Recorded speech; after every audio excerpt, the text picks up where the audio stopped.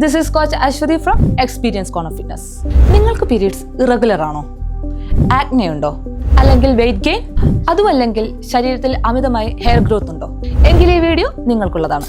ഇന്ന് ഞാൻ സംസാരിക്കാൻ പോകുന്ന ടോപ്പിക് PCOD ആണ്. എന്താണ് PCOD? PCOD എന്നത് ഒരു ഹോർമോണൽ ഇംബാലൻസ് കണ്ടീഷനാണ്. അതുകൊണ്ട് തന്നെ പീരീഡ്സ് ഇറഗുലർ ആകാനും ആക്നെ വരാനും വെയിറ്റ് കൂടാനും ഹെയർ ഗ്രോത്ത് കൂടാനും ചാൻസ് ഉണ്ട്. PCOD വരാൻ കാരണങ്ങൾ പലതുണ്ട്. Hormonal imbalance, insulin resistance, unhealthy food habits, stress, poor sleep, lack of exercise. PCOD ഉള്ള എല്ലാവർക്കും സെയിം സിംറ്റംസ് ആവണമെന്നില്ല.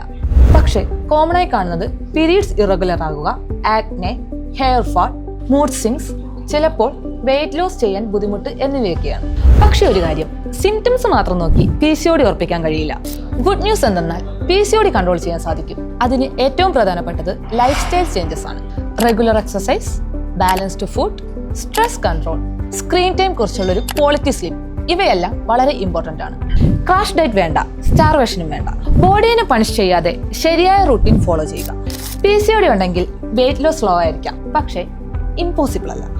അതുപോലെ PCOD ഉണ്ടെന്ന് പറഞ്ഞാൽ ഫ്യൂച്ചറിൽ പ്രഗ്നൻസി നടക്കില്ല എന്നുമല്ല. ശരിയായ കെയർ കൊടുത്താൽ പല കാര്യങ്ങളും മാനേജ് ചെയ്യാൻ കഴിയും.